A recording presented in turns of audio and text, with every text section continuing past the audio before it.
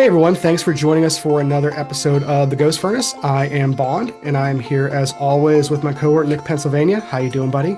Feeling a little crowded.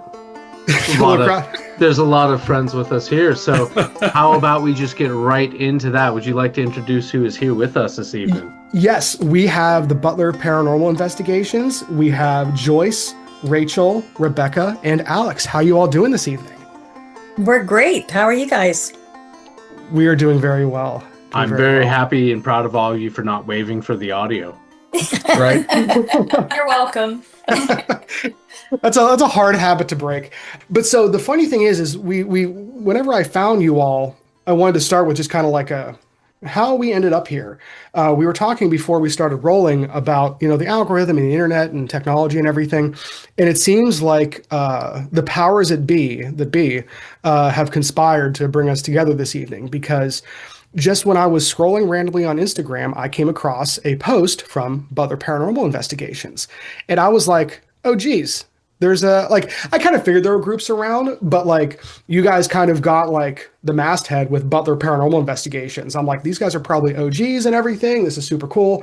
And I click on the post and I see that it's for Cranberry Public Library, which that day I was at because I was working remotely in one of the little private rooms they have back there. Well, and that was the location of your first job too. It was, yes, and that whole place is haunted, which is a whole other story. But but I saw that you guys were going to be a public Cranberry Public Library, and I was like, oh, geez, this is so cool. And I saw that it was from October, and I was like, oh, I missed it, kind of thing. I'm like, but this is a sign I should reach out, and everything. And I reached out and I started chatting with Rachel. And one of the first things you mentioned, Rachel, was that post was 4 years old. It was not current at all. Yeah, that event was quite a while ago, I think. Yeah, and so it was just kind of I don't know. I am big on synchronicities, maybe not being paranormal in themselves, but letting us know that we're on a path of some sort. Right. So those things always, I'm always excited whenever we come across those. I was right about a few of the things about you guys being around for a long time. So first off, just what is Butler Paranormal Investigations and how long have you all been at it? We've been at this for probably 20 years or each. I founded it. I've always had an interest in paranormal. The house I grew up in was very active. And of course, my sister and I would see things or have things happen, and our parents never believed us. And we didn't have any way of proving anything because technology was not there at that time. And then as an adult, things continued to happen that I noticed. And then the 2000s hit, and shows like Ghost Hunters and Ghost Adventures and that kind of thing really took the airways. And they were using technology to gather evidence so that it wasn't just your word against, somebody's speculations. You could actually have a recording of a voice that you didn't hear at the time, or capture a photograph or a video and things like that, and actually collect scientific data to support your claims. And that really intrigued me. So I started collecting equipment, and that's pretty much was the genesis of the team. So we started out real small, just places that we knew, and gathered momentum, gathered public interest, basically, with the onset of social media. And now we've investigated private homes, we've investigated businesses, we've done, historical society, we've done several times. They have a very active, several properties that are very active. And now we're into giving lectures and educating others on how they can investigate their own homes, and they don't need to bring somebody in from the outside because, COVID changed everything. Mm-hmm. So that's what we're doing now. Yeah, I just add this, Alex, by the way, but I would just add that I think COVID, like you're saying, is kind of the transition point for our group, where we went from doing active investigations to being more in that consulting, training type role, doing a lot of work with the Butler County Historical Society.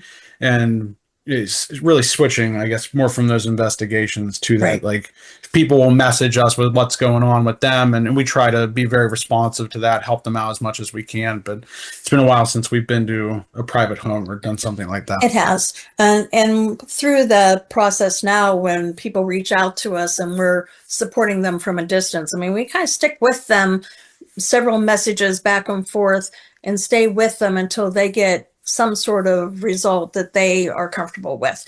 And whether that's, well, we did an investigation and we're able to debunk everything, so I guess my house isn't really haunted, or we recommend that they reach out to a member of the clergy and have their home blessed, or, you know, take steps in that direction to do space clearing and push whatever negative energy is there out so that they are comfortable in their own home. And this might veer off of your original question a little bit, but to build on that point about blessing home, space clearing, we try to gauge that off of, like, that recommendation off of the direction that the person we're talking to is leaning in. Like, if they seem like they're a religious person, then we go the blessing route. If they seem like they're more into the New wave, new that age kind of thing, then you go that route, because it's whatever the people are most comfortable with and what works best for them in a lot of cases too. But all in all, we try to stay as scientific as possible. I don't want to, trash anybody's favorite ghost hunting show from the 2000s, but we tried to use the ghost hunter model more than the ghost adventures model, if you know what I mean. Yeah, I do know what you mean. And that actually brings me to a question. But before I pose my question, so Joyce, it starts with you. Yes. Alex, you're in there very early on, I presume. Rachel, Rebecca, when did the two of you, how have you been in for nearly as long, or? So the Rachel perspective on everything is starting at birth, pretty much. So wherever I go, there seems to be activity that follows. My favorite story whenever I talk about like how I got into the ghost hunting aspect of things is my first friend in life was a dead girl. And she is still one of my best friends to this day. I was never a child who would nap when I was homesick from school. And that's like the first real story is you always hear kids talk about like their imaginary friends and how I'm talking to so-and-so. And the parents like, yeah, that's great, honey. They're not real. And they call it a day. But I was homesick. I wouldn't go down for a nap. My mom was doing laundry. She was coming upstairs. Here's me from the other room. Just go, wait, don't go.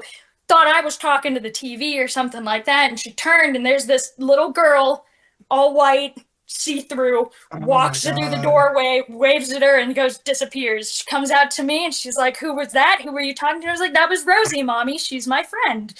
And Rosie, to this day, is my ride-or-die bestie. I love her. You still see her? Oh, my God. That's how we got through it. See, when I was homesick from school, I would watch The Price is Right with Bob Barker. And it turns out he's also dead. So I mean, that's as close as But that Rebecca, how about yourself? So I have a far less entertaining story in that I'm probably one of the few skeptics on the team. I'm not full hard into the everything is a ghost, everything has a paranormal explanation. I'm more on the side of something has to be causing all of this. There has to be a logical source for why this is happening. And it's kind of that drive that leads me more into the investigation of trying to find answers rather than waving off solutions as one large topic of what it is versus finding specifics. Okay. Yeah, and just to add on to that, Rachel's ghosting aside, that scientific approach is the one we push across the board. If anything is questionable from an evidence perspective, we have to throw it out. It's all that kind of, you have to remain as fact-based as possible, because when you're dealing with people who are skeptics, I mean, you can't tell them something that's wishy-washy. They're not going to be into it. So you have to take only the stuff that you definitively you can't debunk. And when we go into some place, that's always the first step. We take the reports that whoever the property owner is, and then go about trying to figure out, okay, well, what ways could could this be debunked? What ways could this just be something natural going on that they're not aware of? I think the best example of that is when people feel really uncomfortable. And ghost hunters talked about it numerous times, I think. So your audience might already be aware of it, but high EMF fields, electromagnetic fields, can make people feel uncomfortable. So electromagnetic field detectors, like tools like that electricians use, you can just take those around, look for fields, and go from there. Sorry. Okay.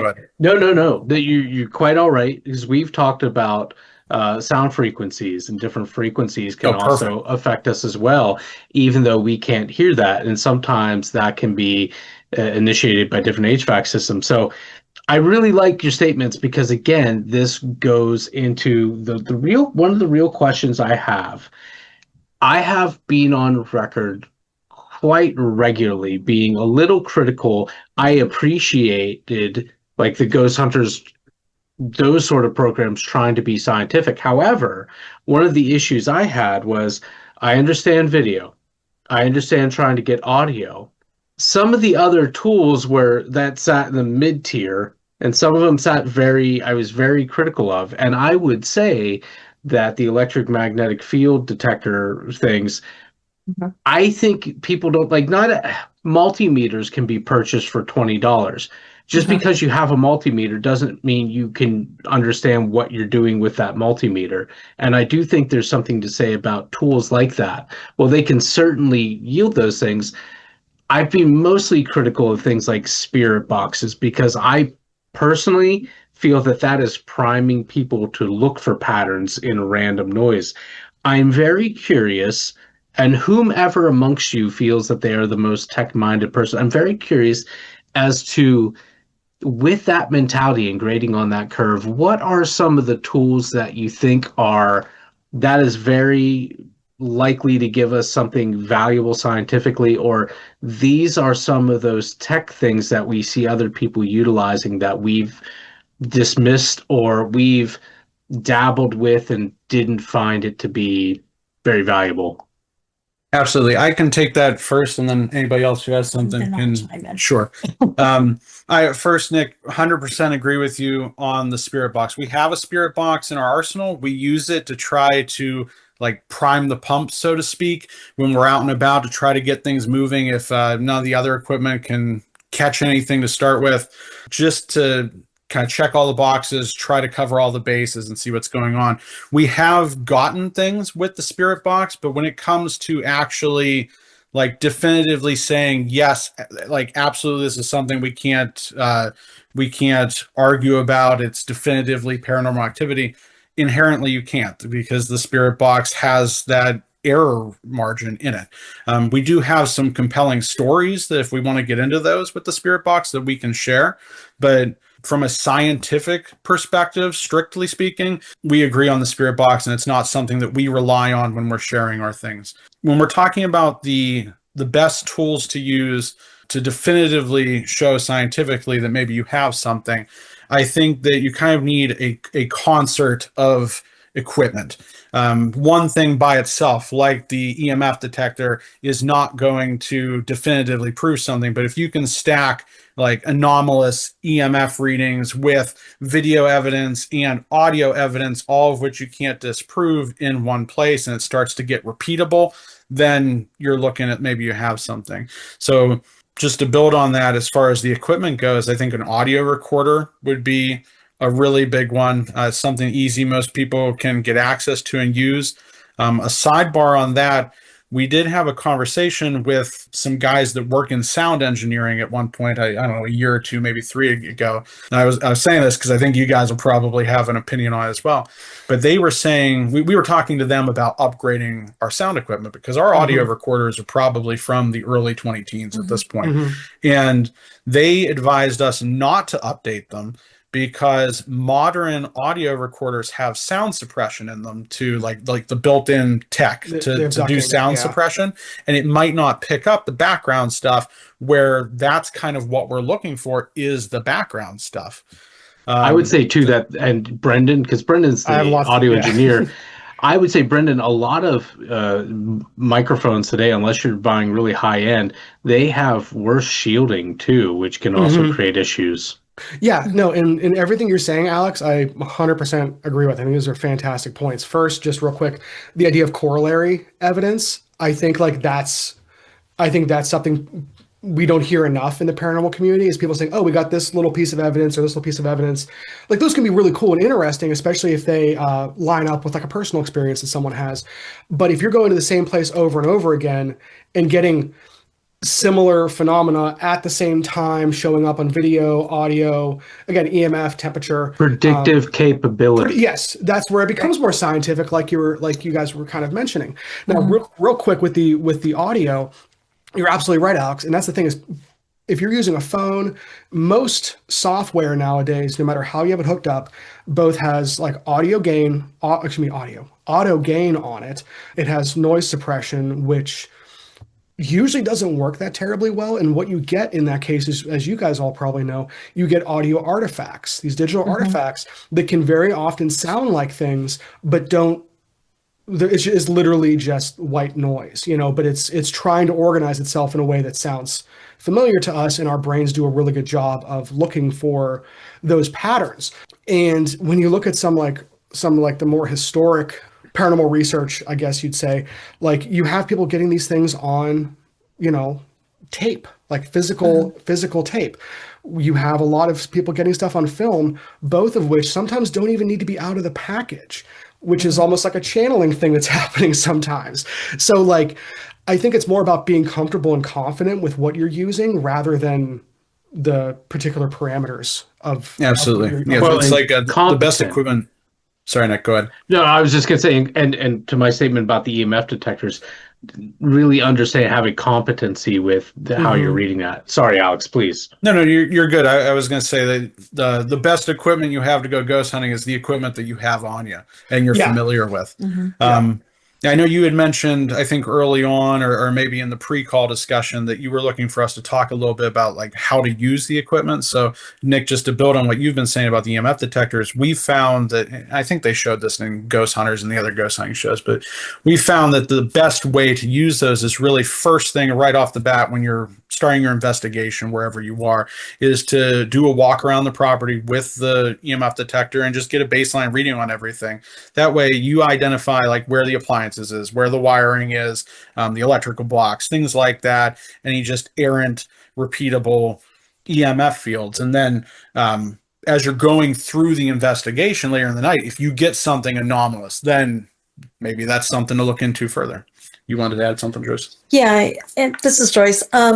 When we go in and we do that pre-investigation sweep, that's where a lot of debunking happens, and we always start with debunking the claims. There was a private home that we investigated a number of years ago, and the homeowner was saying about felt paranoid and felt someone was watching them all the time, and all the kind of typical paranormal things. And we went in, did the baseline sweep, and the EMF was off the charts. It was an older residence, unshielded wiring, it was still knob and tube, and like the meter maxed out. So right there we had it debunked, and we could have stopped the investigation right at that point, because we knew the reason and recommended that they get an electrician in there, because there's a lot of health risks that go with unshielded EMF as well. 100%. And I would say real quick, until you've ruled, obviously that's the overwhelming thing, until you've ruled out that. I thought you were going to say carbon monoxide, but I would say too, like if your home does not have a carbon monoxide detector, because I've seen and heard stories from people where there was just slightly elevated CO levels, and that can really, not only is it dangerous, but it can also give you a lot of the nausea and paranoia and everything. Right. Yeah, Joyce, whenever you had that conversation then with the homeowner, were they like, how did they respond to that? Were they relieved that they're like, oh, it's not a ghost, it's just bad wiring? Or were they like, I don't have a home warranty, that's 10 grand that I don't have, I'd rather it just be a ghost, Yeah, well, it was an apartment, so for them, they just need to go to the landlord and point it out. This is a fire trap.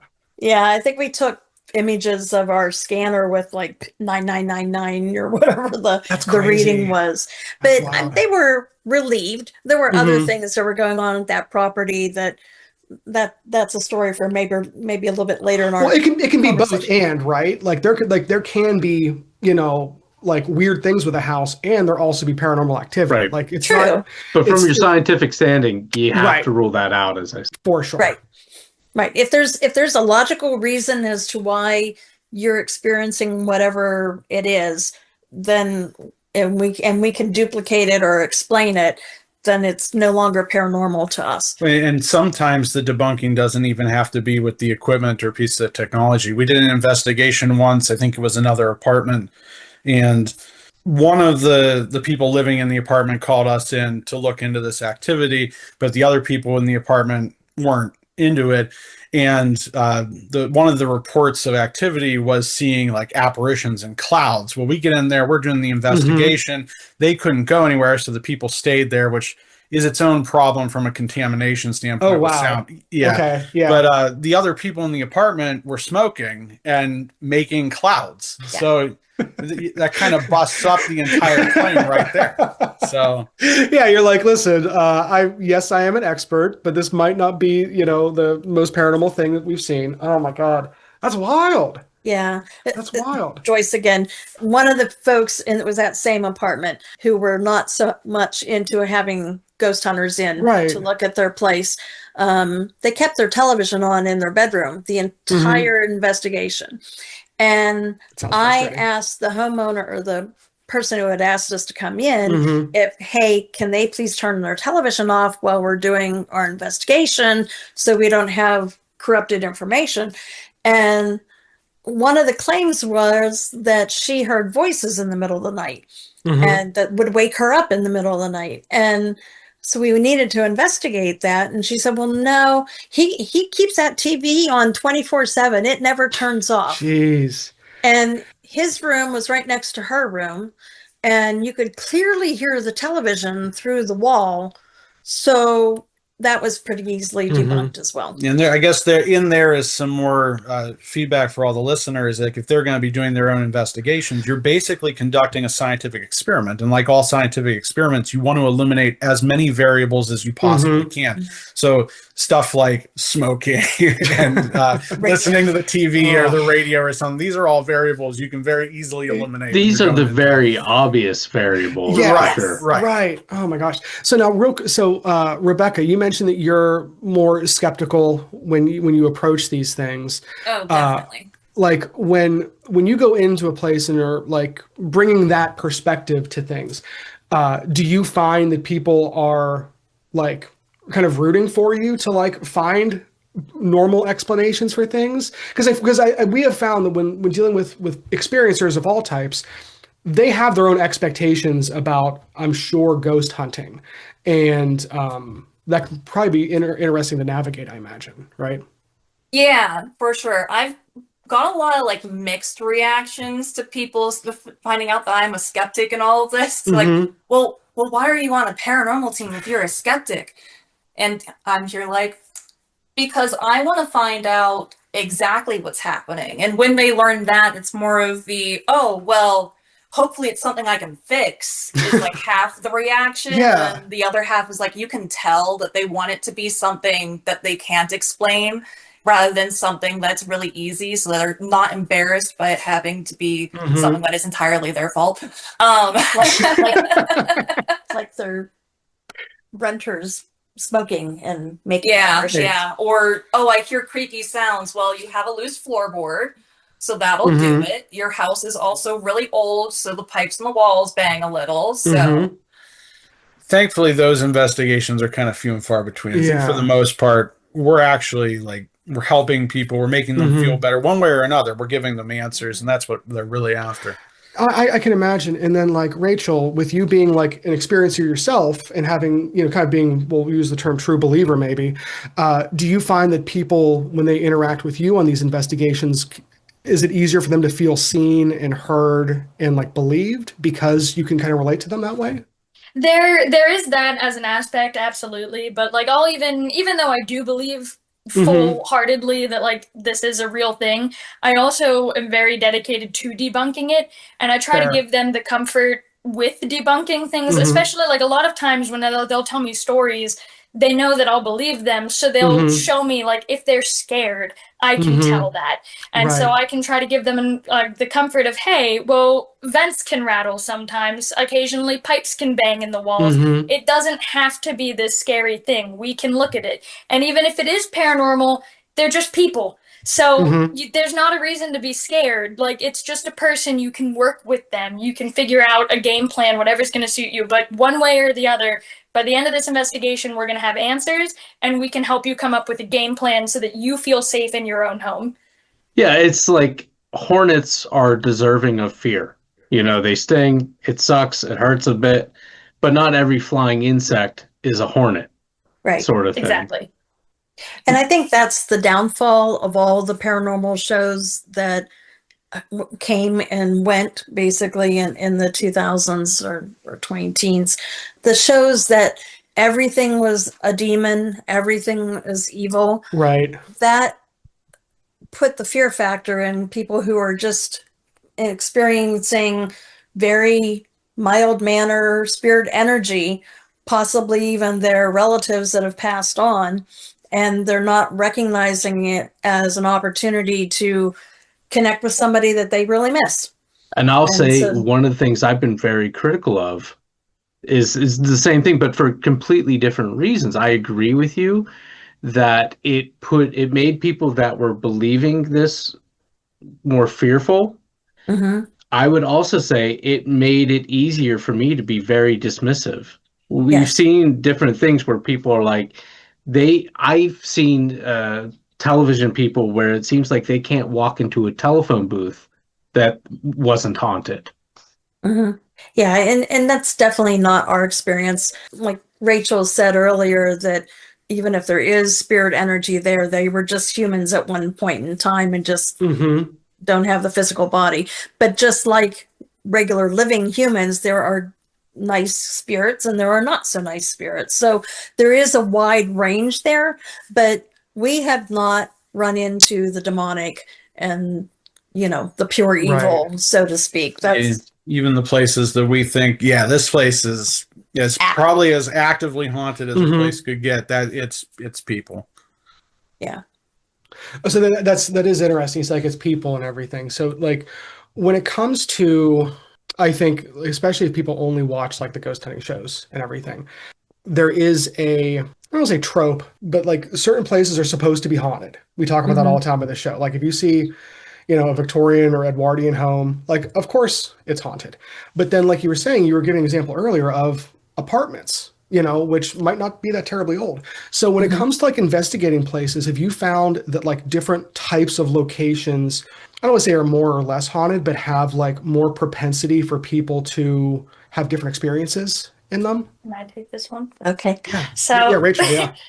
So from my experience, basically what I've seen is it's less the place is haunted, because you'll see that like in shows what you were talking about all the time. They'll say, "Oh, this building is haunted because it is so old." But we've had places that the location is very old and it has a lot of very rich history and it has every single reason to be haunted. But anything that we would catch in that home had nothing to do with the location. It had everything to do with the people inside. I can tell the good story on it. I will let Joyce tell the story. I think we're all thinking of the same Oh, house. excellent. Yes. Yes, please, But please. there's Yes. like we've got locations like that. There's also like you have haunted museums where the object is the item that is Precisely. supposedly haunted. It's less on the location or the item. Nothing is inherently haunted. It is the energy that gets put into it. If you are attached to something, like if there's different energy, if there's a lot of focus, if enough people believe that a location is haunted, you're dragging that energy into that location. And it all comes down to energy levels at the end of the day. Spirits will need energy to work. That's why you have the cliche of, oh, the batteries went dead, the power went out, nothing's working. Right. Everything needs energy to work. Well, and I would say too, is from just a purely skeptic point of view, there's a whole thing in linguistics called neurostoliism, and neurostoliism basically posits that language creates reality. And the example I always give is tomatoes were poisonous because they're part of the nightshade family. There's a lot of reasons. It was ultimately disproven. And obviously, people eat and enjoy tomatoes. I don't myself. I think they taste like stagnant water, but that's neither here nor there. But all those people that lived their lives before, their reality was tomatoes were poisonous. So if everybody agrees that this place is haunted, it doesn't matter whether haunted things are real or not. We've all made it so. So anything that we hear or anything that startles us then becomes attributed to something. And the reality isn't changed. The reality is that place is haunted because we've all come to agreement that it is. And my joke is that, if you see a home that's old and it has real shutters, like operable shutters, has to be haunted. Has to be haunted. What have been hiding behind those shutters? But what you're saying, Rachel, we talk about that a lot on here, which is like the co-creative element to all of this, which is I've often said, like, if you put a haunted house in the middle of the woods and there's no one there, I don't necessarily think things are moving around in the middle of the night if there isn't someone else in the house to see it, from like a philosophical standpoint. So yeah, I love everything that you guys are talking about right now. This is like fantastic. But Joyce, or I'm sure Joyce or Alex, one of you two mentioned like a house or a story that you're all thinking of. Yeah, I feel like we can't go past that. I'm Yeah, so yeah, curious Joyce now. is this. And this will challenge. This is a ghost box story, so this will Yes. this will Perfect. provide Nick with maybe something that's might challenge his ghost box Right. feelings. Let's do it. 'Cause it challenged ours. Right? Challenge Yeah. accepted. This was kind of we still. I'm not trying to take your thunder. High- We still we don't rely on the ghost box from a scientific perspective, but this kind of did push it up a notch where if you were going to get scientific with a ghost box, this might be as scientific as it could get. Yeah. Because I'll just let you tell. Sure the feels story. like science. Yeah. So we were at a property that when we did the research on the property itself, if there was ever going to be a haunted house because of terrible things that happened in it, this was the house. It was built by an Italian immigrant who came to this country with nothing, got a job with the railroad, saved his pennies, built this beautiful home, continued to work for the railroad, had children. His son worked for the railroad. They were prospering. They were living the American dream until he was tragically killed and beheaded in a train accident, just blocks away from his home. His co-workers carried his body up to the house because it was in the era that there wasn't a funeral home. So the funeral was held in the front parlor of the home. And, that was a very tragic, shocking thing. That family, they had some other terrible things that happened to the family members in that home. They eventually sold it to someone else who had tragic things happen while they lived in that home. They sold it to someone else who had tragic things happen in that home. Like there was a lot of stuff. Sounds like a lot. Yeah. Yeah. So as we were preparing for the investigation, we were generating all of our questions based on these tragic things because history, or not history, social media or whatever you want to call it, has told us that a house is haunted because of a tragic thing that happened in it. And this house certainly had that. So we were basing all of our questions on these previous homeowners. Well, just to interject, I would say that the homeowner, the current homeowner that called us in, they were just scared. They had stuff going on, but they had no indication of who or what it was. Right. They were just freaked out. We had nothing really to go on besides the history. They were hearing voices. They were seeing things that weren't there. There was a whole full gambit of stuff. Things were moving around. So anyway, we went to do the investigation, and we investigated for hours using all of our questions that we had lined up about these previous homeowners.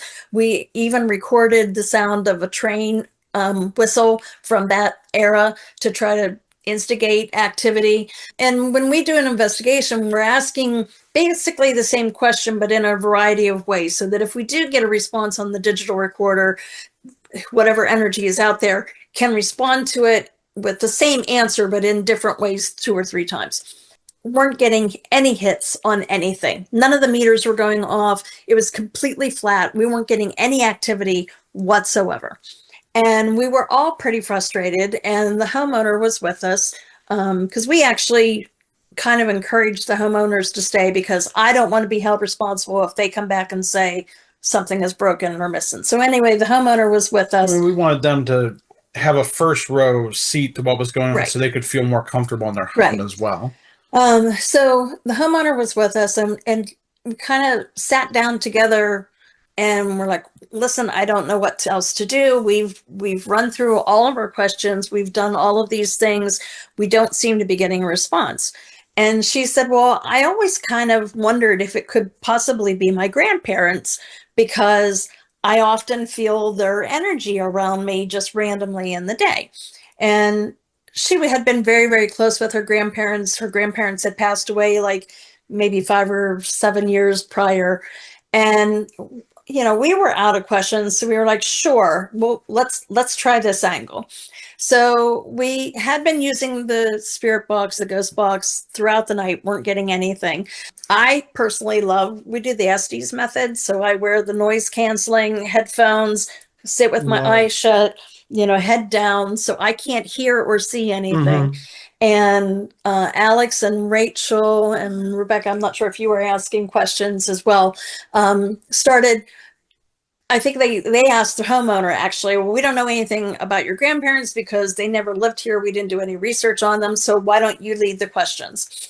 And I'm in, the headphones, and it was just the normal white static. And then I started getting little one-word answers. Here all the time, watching, want to help, things like that.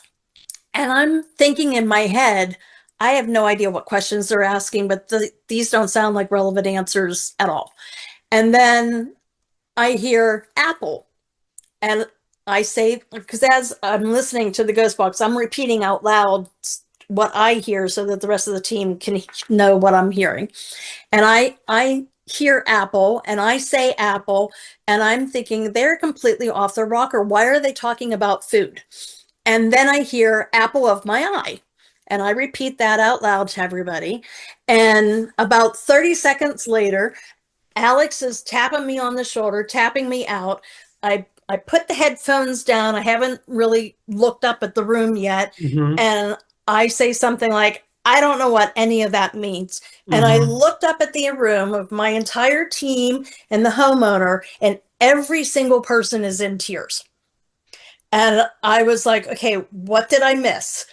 And they proceed to explain to me that the homeowner was saying things like, are you here checking in with us? And I would say, here. Why are you here? Want to help. How often do you come? We're here often. And then when I said apple of my eye, that is what this homeowner's grandmother always said, that she was the apple of her eye. So in the end, through the ghost box, through the spirit box, we were able to give this homeowner a 5-minute conversation with her grandmother and grandfather, because I was hearing a male and female voice throughout the questions. But she was able to have a conversation with her beloved grandparents who had passed away. And it's those personal connections that keep us in this field, that keep us wanting to help people, because more times than not, it is not some random ghost who's just passing by who latches onto your home or your mirror or whatever. It is someone that that you loved, who's just stopping in to say, I'm here, I'm watching, I'm helping. And from our perspective being in the room, we were letting the homeowner lead all the questions because we didn't know what to ask. And when she said apple of my eye, the homeowner inhaled real deep and immediately started crying. And we're all like, what's happening right now?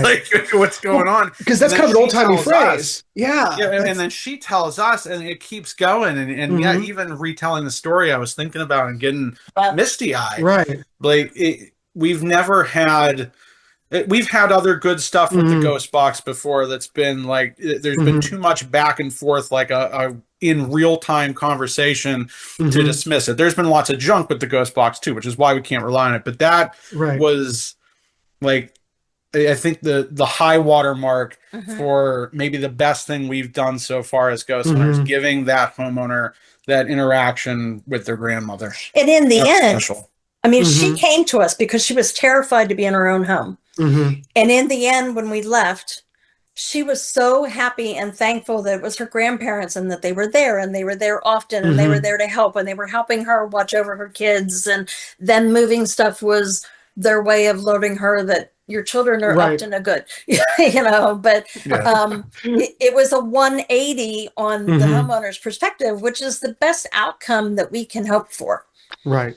And I think Yes, that's, as I say, and I think that's where like people who are true debunkers versus people that are just taking a skeptical approach. Um, I think a lot of that ends up falling flat because at the end of the day, no matter what actually happened there, like we can talk about whether Joyce, you were channeling these people, or we can talk from a technology standpoint that the ghosts are, influencing magnetic waves and that's getting picked up by the ghost. We can argue about those mechanics all day, Right. but at the end of all of this, you all helped them, Yes. and like that's like what is going to last and what is going to help people long term and everything. So like what I imagine that was very gratifying. It was. As a It's one team. of our favorite ghost hunting memories, Mhm. I would say.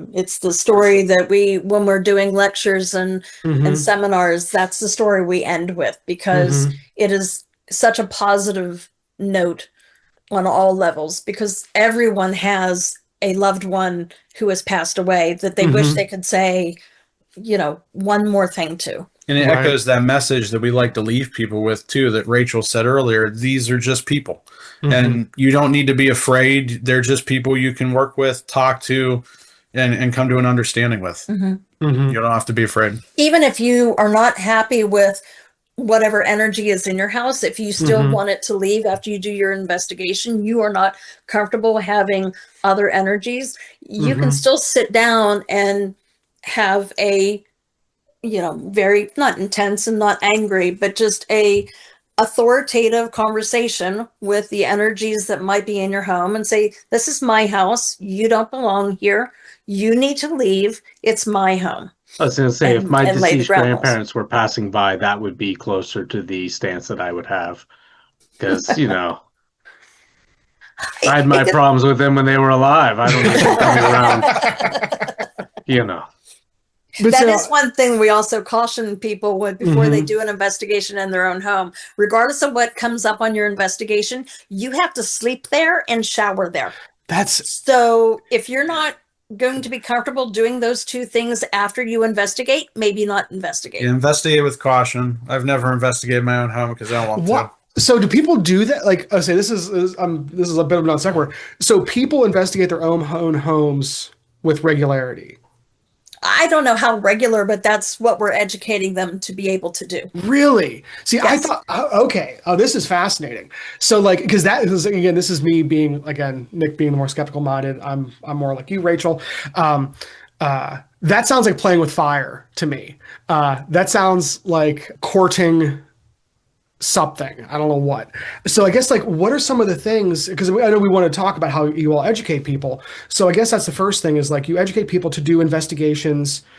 Is it just in their house or investigations in general, like out everywhere else? Here you want to go. I would say that it's in general. Okay. We're not Okay. specific to a home. It's really any property because we think that Mhm. the template that the ghost hunters model can be Mhm. applied to wherever you're trying to go investigate. Mhm. Try to stay very science based. Use the equipment you have, but learn how to use that equipment. But primarily it's for their own home because they will reach out to us. Hey, I have this problem. I've been having this activity. Oh, I see what you're can I saying. do? And then Okay. we, give them the knowledge and not tools necessary, but give them the Yeah. guidance to investigate their own home. We are not actively encouraging anyone to go out and pick a random house on the street and investigate Yeah, it. please Okay. no. Okay, yeah. That's That would not end well. for some reason that's how I interpreted it, and I was just like, oh no, this doesn't sound. Yeah, and even the seminars that we do with the Butler County Historical Society, those are usually based on that, basically reviewing the equipment and reviewing the process by which you do the investigation, that scientific experiment type process, and debunking focused and steering along those lines. That way they can, if they want to go home and investigate, they can. If they want to try their luck at investigating other properties or doing something else, they can. They have the tool set for it. Right.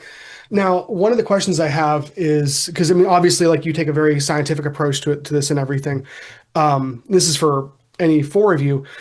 Whenever you're giving this instruction, do you give any like metaphysical or spiritual advice at all? Because I have quite a few friends who do investigations as well that have, you know, mediumistic abilities and everything, and often say like, okay, you have to do X, A, B, and C. Don't do X, Y, Z when it comes to like protecting yourself, not bringing things home with you if you're in like a cemetery or somewhere that's like you think is haunted. Like, do you address any of that side of it, the more metaphysical side? So I think I've been voluntold to do the answer to this question. So it's kind of a mix. So like what Alex was saying earlier, we try to read the people that we're talking to. Fair. Like if they seem like they're a religious person, we'll try to offer them like, hey, there's the clergy, you can do things kind of on that side. Hurricane Michael, stuff like that. Yeah. But then there's also like, we've been talking a lot, ghosts are just people. Right. They're just people. And just like everyone who's alive, people have different faiths. People have different beliefs. If you have activity in your house and you want to pray for yourself, I say full send, absolutely do that. If it's going to make you feel more comfortable and make you feel safe, do that. I would not recommend praying at a ghost, because if that ghost has a different belief, people get very angry about religion all the time. Ghosts have no reason to act any differently. So, that's a good point. Yeah. Like, focus more. If you want to go to the religious side, if that makes you feel comfortable, if that's the type of person you are, absolutely do it. You want to feel safe, do that. Aim it towards yourself. Aim it towards, like, the home in general, not at whatever energy you believe is there. And that's kind of where you gotta aim whenever you're going on to that regard. Like safety, comfort, all of that matters. And I think Alex has a comment to make. I was just going to add on it. We do have one hard line rule that stretches sort of into that metaphysical world. And that's when we're talking to people, we always recommend do not bring a Ouija board into the situation. And at first, it sounds like all jokey and stuff like that, but we were doing one of our earliest investigations when we were still kind of learning what all we were going to do. We had like the initial tool set, and we would bring a Ouija board with us, and I'm trying to remember if it was the K2 meters or if it was the flashlights. I think it was the flashlights. We would do a thing where we had those twist top flashlights. I don't know if you ever saw them do it on the shows. Twist top flashlights, set them to be real sensitive, set them out, and then see if you could get them to turn on. And one is yes, one's no. So we were in a building and had a conversation with something where we were able to do that thing where we ask questions different ways and match up the answers to make sure this isn't just random, like something we might be talking to something legit. And somehow we veered onto the topic of the Ouija board. I think we were going to try to get it out to take it a step further. And it was like, hard no, do not get that Ouija board out. I want it outside the building. Never bring it here again. Like I've yet to see anything as adamant. Like the no flashlight would come on just immediately. Like it was hard line. Do not bring this anywhere near me. Get this thing out of the building. So we haven't brought on anything since. I don't know what kind of negativity might be attached to it. Maybe that particular ghost was just prickly to that, assuming we were talking to a ghost. But maybe we've been thinking about the Ouija board completely wrong. Maybe instead of a communication tool, maybe the Ouija board is a ghost banisher, and that's why it didn't want it brought out. Maybe get that thing away from me. It's like the ghost hunter or the Ghostbuster vacuum. Yes. Yeah, right. That's an interesting interpretation, because anytime people talk about Ouija boards and they say no to them, it's because they think they're demonic or they think they're this or that. My personal belief is, like, if they were truly so powerful, they wouldn't be, Parker Brothers wouldn't be selling them at Target or something like that. Every single Target would just be like a portal to the upside down. Right. And, for some of us they are, but that's not, but where was I going with that? But my issue with them is the same as like the spirit box. We know the whole part of the game is to influence the planchette without anybody knowing you're influencing the Right. planchette. That's I've never played on one. I think it's a very dumb game. I think Connect 4 is more exciting, frankly. But whatever. Yeah. I do think that's interesting. But if you do truly believe that there are ghosts and that they are people, and if the ghosts are people, there's a wide variety of people and beliefs, and therefore some of them are going to say no because they're going to believe that these things are demonic or whatnot. And Rachel, you're vigorously shaking your head no. I'm really curious what you're thinking. That wasn't to you. That wasn't to you. That It was can we've got be. another Yeah.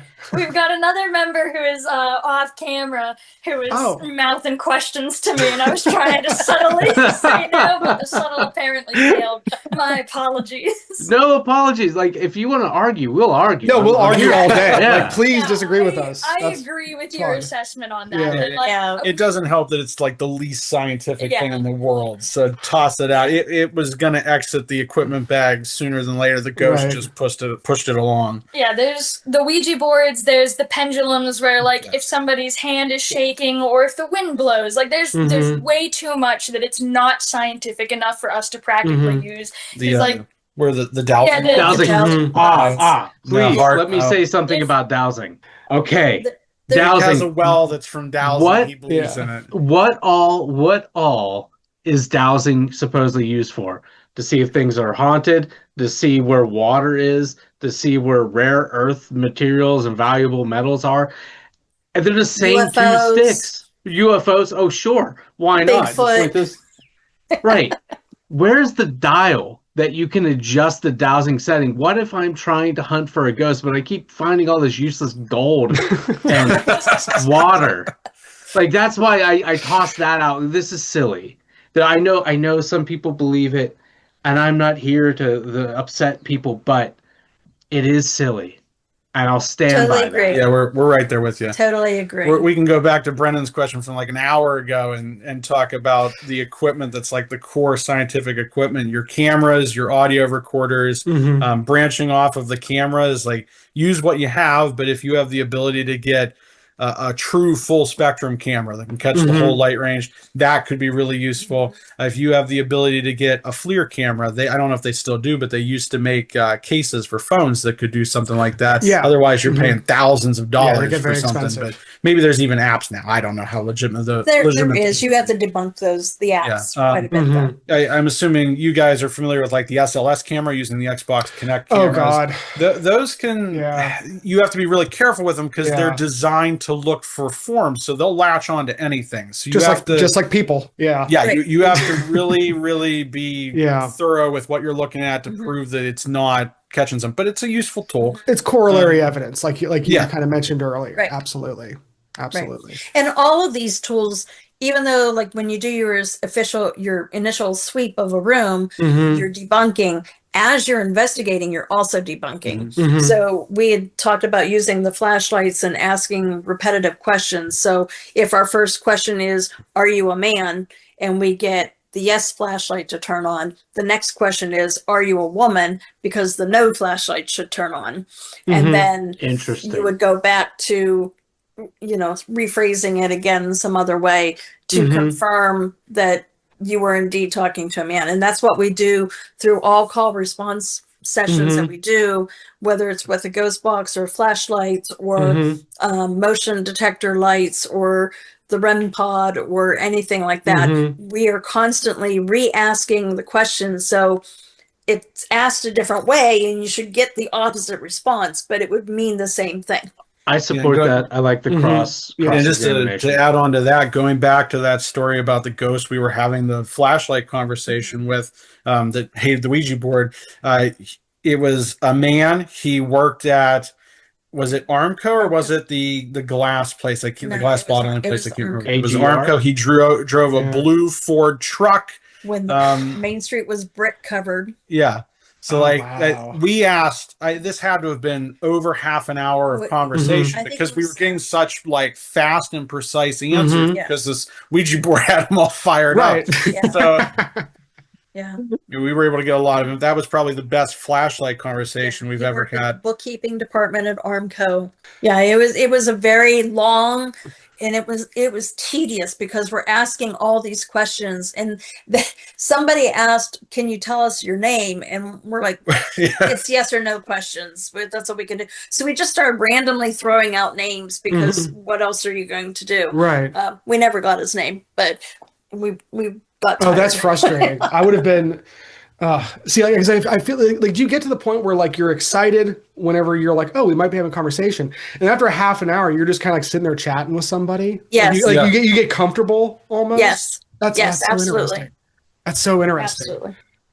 Now, like you mentioned, like these different places and everything, and kind of the research. One of the things that, like, again, trying to be as scientific as we can, like you mentioned, Alex, with a lot of this, and like we mentioned earlier about our preconceived notions with places, it's hard not to go in with a bias and go in with, because we all have them around everything, even if we don't like to admit it. But there's always a premise to an assumption, you know. When it comes to finding new places, or whenever you were specifically going out finding places to research and everything and investigate, how did you go about that process? Like, were you looking up public records? Yes. Were you, so that you were doing like the actual like big R research and everything? It's like a title research that you would do whenever you're buying a Okay. home. You start with a person that the homeowner purchased the house from and work your way backwards. And then it's cross-referencing that with perhaps the obituary index that the public library has, or, just newspaper articles and things like that. Sometimes the folks that come to us will know of something that happened on the property and give us a starting point. Sometimes they only know the legend and the lore of something that happened.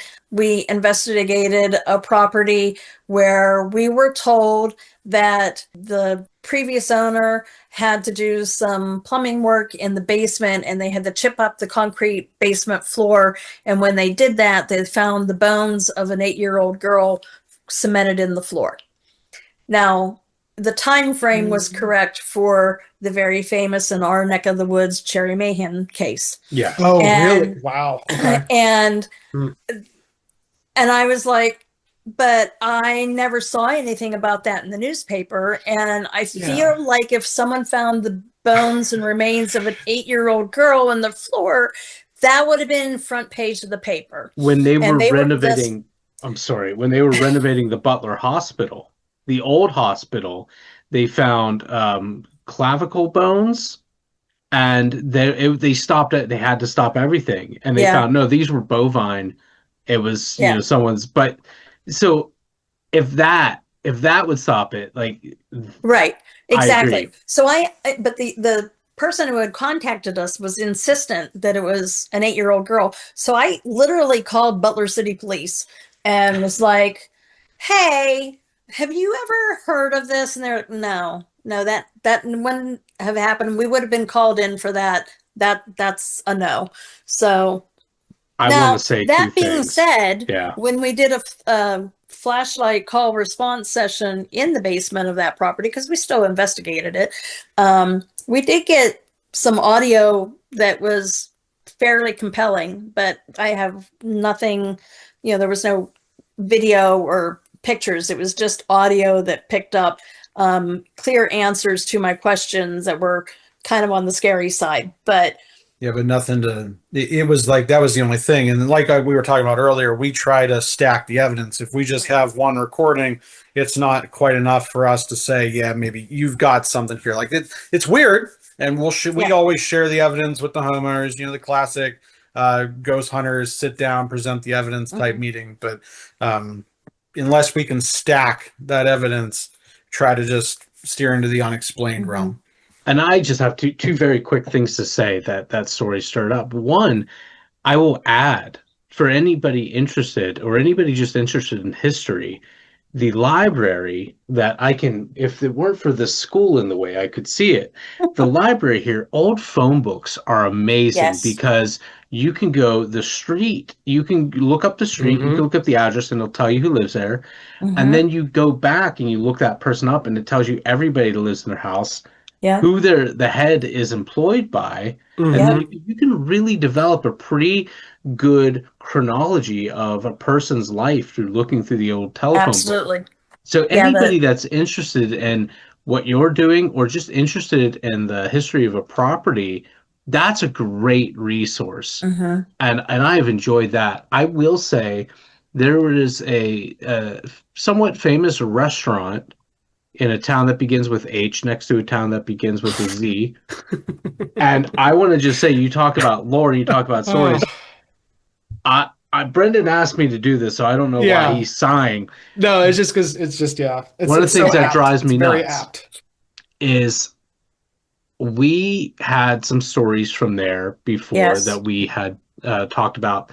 And everybody says, well, this home was built by this man named Austin, and he was like a railroad magnate. And there's two things not true about that. One, the home was built when Austin was like 13 years old. So Austin did not build that home Right. that is now a restaurant. He did own it at one point. He was also not a railroad magnate nor a railroad tycoon. He invested in a railroad. He had embezzled money from the family bank to invest in that railroad, and he was charged for that. And yet, that lore continues, even Yes. though it took me about 30 minutes to like To figure it thoroughly, out. or takes you 20 minutes or 10 minutes if you look up the person you can find, go Mhm. find a grave. Another Yeah. good. And Drives me nuts. yeah, no, Nick's right. It drives us nuts, and that's why I think there are so many folks out there who claim to do paranormal investigation that I don't say give it a bad name, but like play into existing narratives rather than do the Right. research that you're talking about, Joyce. Right. Because like I think both Rebecca and Rachel, you mentioned like, taking this seriously. We've always said like if you do care about like the actual history and the actual experiences people are having, then like we should want to get it right. And sometimes that means going against the established narrative. So like whenever you're out there like educating people and teaching and everything, do you run into a lot of like is there like common misconceptions that you're kind of continually having to like refocus on, or anything that you think just like people are coming in with an incorrect notion on when they expect to start investigating? Yeah, so a really big misconception is that a lot of places, like the entire place, is haunted, or a lot of things happen throughout every single part of the building, and there has to be something through everywhere. So anywhere you go in this place, you're gonna get something. A lot of the time, that isn't the case. A lot of the time, it's that there's residual energy, as we call it, where one action is repeated so many times in one specific place that sometimes that energy just continues to be repeated throughout time. So, like, if you are traveling up a set of stairs every single day, say your bedroom's on the second floor, you're going up that staircase every single day, maybe once, maybe twice, maybe 7 times a day, and that energy is going to keep being reused. Sometime in the future, someone's going to see someone walking up and down the stairs. That's nothing super paranormal. That is just residual. On top of that, oh no, I lost my train of thought. Rachel, you look like you have something you wanted to add on. I do. Thank you. So, Nice segue. yeah. So another thing that like I'll tell people this all the time: ghosts don't stop existing when you turn the lights on. That and it's just Okay. you get scared easier when you can't see, because you'll hear a noise behind you, and when the lights are all on, you can turn around and be like, okay, there's nothing there, and move on with your day. But when it's dark and say you're going up to bed, you turn the lights off and you've got the big dark scary hallway looking in front of you, and you hear something pop in the house or wood creak. Now there's a ghost, and now you're being chased, and now you gotta run. It's But not ghosts don't- that they stop existing when the lights are on. This is just the truce that we've had this whole time. We made it very clear, like when I turn the lights out, you're free to roam about the cabin. Yeah. Which I didn't think about them, but that's a good one. Like we might do our investigations at night, but it's because there's less noise pollution, Right. not because Right. the ghosts only come out at dark. There's generally less traffic and fewer people walking up and down the sidewalk, you know. So sorry, no, real quick. No, I want to see if this holds true for you all. One of the things that one of my first friends that does paranormal investigations and everything, I asked her very early on in our friendship. I was like, hey, I don't like how whenever they show stuff on TV, it's always at night. It's always with the, infrared cameras and everything. I'm like, that's just for production value. I'm like, I was kind of indignant about it kind of thing. And what she said is that she's like, no, we investigate with the lights off, even if it's like during the day, because it's easier to see light phenomena. Mm-hmm. Absolutely. And it's like, that's something that, again, as someone who's not an investigator, I would have never correlated those two things without like an expert like yourselves mentioning that. So yeah. Are there other things like that you guys run into? Yeah. And on top of that too, the IR cameras, so they can catch more than we can with our eyes even too. We were investigating the Lowry Shaw House for the Historical Society as part of one of the Halloween events they did a couple years ago. I think we've investigated there a few times now. And one of our cameras was watching, for anybody who's been in there, that first like family living room, the parlor when you come in on the left. And it was kind of pointed at the fireplace.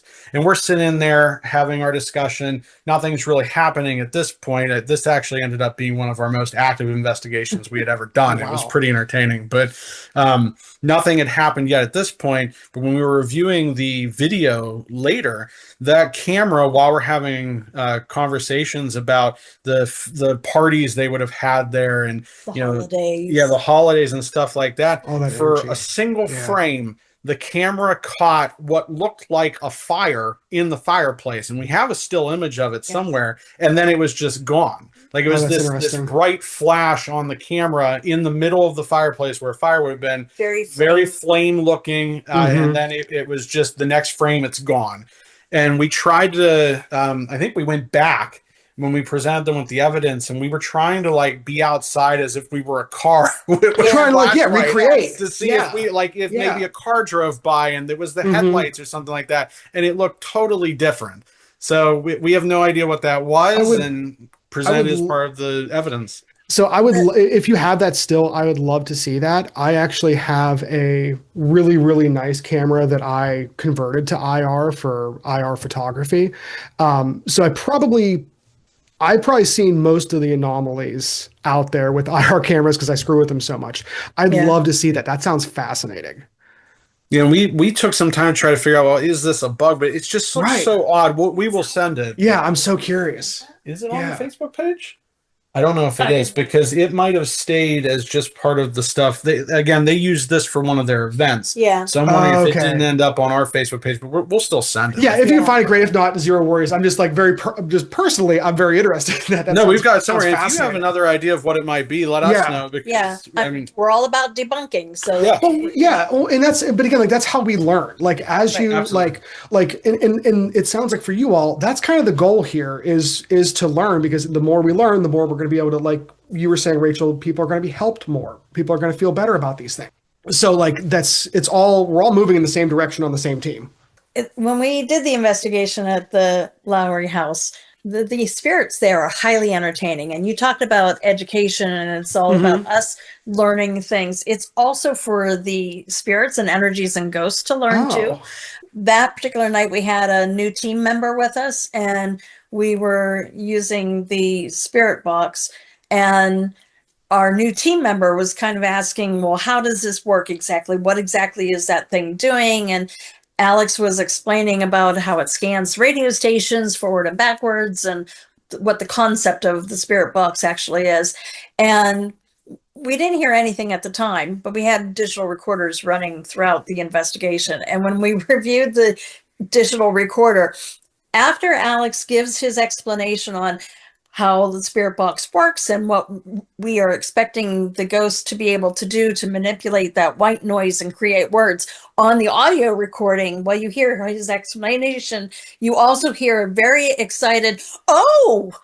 from none of us. It was Wow. It was like, oh, like, it was like a and- light bulb moment. That's and- what we referred to yeah, it and as. what's interesting contextually, like in the story of the night, so after that first room where nothing happened, slowly activity picked up throughout the night until like by the end of the night, we're just having, again, this was the second time we had full on conversation through that ghost box. And in that last room, we, walked into the room and did our initial sweep. And I had the EMF detector, and I was picking up the ceiling light from the room below in the floor of the room that we were in. And I was telling everyone on the team, well, there's a real high EMF field here in the middle of the floor.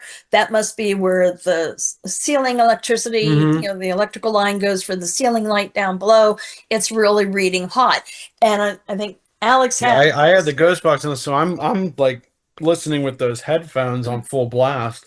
And you said hot fire, as if the ghost was like thinking there was a fire. And I was like, no, that's not what I meant. It's okay. Well, yeah, and I remember I think I even lifted the headphones off after that, because like in the headphones, like there's actual panic, like fire, like right, freaking out. And I'm like, I take the headphones off, there's something going on out here. So then I had to explain to the spirits and ghosts in the house that no, this is called electricity.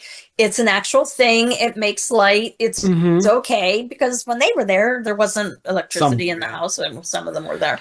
So it's educational for everybody involved. That's fascinating. So like do you ever get to go to multiple places and see like a relationship develop? Does that ever get to happen? With the spirits? You see what I'm saying, Alex? Yeah. Yeah, I do. But real quick, and you can edit this out if you don't want it in the final show. But when she was, I believe this is where it was. You correct me if I'm wrong, because I wasn't listening. I was listening to them on the ghost box. Yeah. But when you went through your explanation of electricity, they said bullshit, and I repeated it, and I started laughing after I repeated it, and I think I either nudged the headphones off, or I just told them like, "This is Alex speaking." They said that, not me. And when I took I think it was when I finally took the headphones off, I was like, was that real? And they were like, yeah, that was real. If you've ever tried to explain the concept of electricity and electrical wiring to someone who lived in the early 1800s when it was not a thing, it's hard. Yeah, seriously. But go ahead. It was that same location, I think a different night, that I had the ghost box, and all they were talking was German. It was just straight up German. Well, and that got so bad that you actually took the ghost box off and turned it off, because you're like, this thing is set to some German radio station or something, like this is junk. And then we kind of realized that cool. the antenna on the ghost box is only about 10 inches tall, and there's not a German only speaking radio station anywhere close to where we are, and there's no way that it's picking up a radio station from actual Germany. And we still Cleveland, thought was Cleveland did have a nonsense. couple German programs, I will say, up until last year. We were thinking it was Possible. nonsense, and I think we mentioned it to the head of the executive director, and she was like, wait a second, the servants who lived here up in the attic were German. And they were from Germany, and they would have been speaking German. We're like, we just tossed. Because I can't understand German, so there was no way I could even begin to translate it. And at the time, the technology we had at the time, we could not record what was coming off of that particuor model, and then put it through like Google Translate or Right. something. Yeah. Yeah. So, but that was an opportunity lost. But there's some wild things that happen on investigations. Yeah, back to your question about relationships developing, we've only been to a handful of locations several times. Okay. And they're kind of at opposite ends of the spectrum from each other as far as the relationship goes. I would say the Shaw House is at the very positive end. By the end of that first night investigation, I think the ghosts were having more fun with us than we were having with them, learning about everything. It's the most interactive of investigation we've ever had, by far. But at the other end of the spectrum, we have another property that we've gone into several times that seems to only have one, maybe two entities in it. And I don't think they care for us when we go in there. They're kind of like, it's these guys again. are fairly grumpy. Right. So just like people, you have that wide spectrum So- of the reaction to us. Right. So that actually brings me to a question I always have with like ghost hunting, because if we are in fact treating, like, we're presuming these are deceased people that we're dealing with, and like I think all of you have mentioned, you want to deal with these folks like you're dealing with people. Mhm. Like where do ethics come in when it comes to dealing with dead people, in the sense of like, at what point are you bothering somebody? Like, Right. are you just walking into someone's house asking them questions and they're like, who the heck are you? Well, Please leave. do you want to take it? I can take it. And that's a little open-ended, but I'm just always Yeah. curious, you know?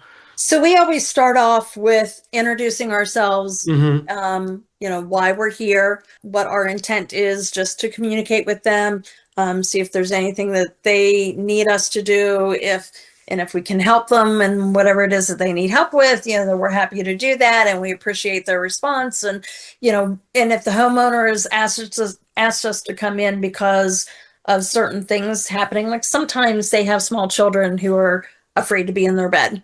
Right. So we will address that with the energies in the room and just, listen, it's not really nice of you to do this, and we don't want you to scare the children. Can you please leave the children alone? We are pretty civil. Oh, yeah. 98% of the time with Yeah. energies. There have been a couple times where we've provoked minorly, not major. Yeah, we never try to do the ghost adventures provocation method. That's very, very rare, and the circumstance has to strictly call for it. Yeah. I would say we're also very respectful of, like, if somehow we would get the get out message in some way, whether it was like an adamant leave, I'm tired of talking to you through flashlights or something like that. Right. We would be respectful of it. All this bullshit electricity. Well, that was like a disbelief one there. It was pretty funny on the listening to it come through. It's like, when you're listening to somebody tell you a story that's far-fetched, it's like bullshit. Like, But there have been times where we'll have a long lull, a pause in responses, and are you tired of talking to us? And then the yes flashlight turns on. It's like, okay, thank you for your time. We appreciate it. Yeah. No, that's good though. That's good. I just I imagine that has to not only be the right thing to do in a lot of situations, but has to only help your cause. Right. Yeah. And I imagine, like, when you're teaching folks and everything, I assume you instill that as well and everything. Because Correct. again, Absolutely. not everyone probably thinks about the ethics of ghost hunting, Right. I think, we were talking earlier about misconceptions. I think people go into it with that. I have a demon in my house, and it's educating them and getting rid of that misconception. I mean, a lot of times treating them like a person is that base ethics. Oh, for step, sure. to have that respect for them that maybe they haven't gotten since they were alive, and that means something. And that is a good lesson for anybody dealing with any level of human. That's true. Yeah. Yeah. You also got to consider, like, there's times where they might not know that they're dead. that's what I was going to say. Yeah. Like, we've seen that in movies. I think it's Confused. The Others is the movie that goes through, like, that kind of concept. They might not know. And, imagine their perspective. You come home and now these strangers are in your house and you're Jeez. trying to move things and no one's answering you. You try to go to your family. You can't find them. You're just confused. You're scared. And then you're lashing out trying to do things. And these people start screaming. Like, it's... From their perspective, they might not know, and you got to treat that with the diligence and respect that it deserves to try to guide them through, like, hey, this is what's going on. Talk to them, treat them like they're a person, because that could be all that they have been asking for the entire time, and they just had no tools to use to communicate that message. So a good indicator is one of our early questions in a call response will be, can you tell me what year it is? Can you tell me who the president is? Okay. So we have some way of gauging what time period they are from, and then we can kind of go from there as to whether they know whether or not they're amongst the living or the dead. Or if you're with the flashlights, that's how we got the Main Street is brick thing Mhm. in that conversation we talked about That's earlier, wild. because we were trying to date it using more Yes or no. abstract things. Oh, that's smart. Like using markers, like, okay, we know if there was a brick street and Main Street, it would had to have been before X Right. year. Oh, Right. that's clever. I And really that's like that. the bottle. I cannot remember this bottle factory's name, but the bottle factory Pullman Armco. Is it just the glass factory? Glass factor. You're But- talking about like, AGR or the glass throwing factory those out there by trying to- Standard Monroe standard Street. plate and glass. That's it. Okay. Okay, yeah. But that's wild. You guys have given us a lot to think about tonight, and this is not going to be the last time we ask you guys on this show. I feel like we've only like scratched the surface with the stories that you all have, and we have so many other things to talk about in this realm. But you've been more than generous with your time already this evening. So I guess like the last thing I just kind of want to ask all of you is, if someone out there is looking to get help from you or wants to get into ghost hunting, like they're looking to try it on their own and everything, like how can people reach out to you and what should they expect? So they can send us a Facebook message or message us through Instagram. They can also send us an email at butlerparanormalinvestigations@gmail.com, and we're happy to help. Fantastic. So I'll make sure that all of that goes into the show notes and everything.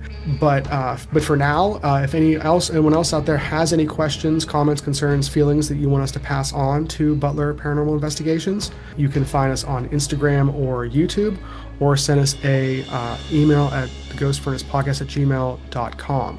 So again, thank you all so much for joining us this evening. Nick, anything you want to add before we go? Where can people find the cool shirts you're all wearing? You do have cool shirts, yes.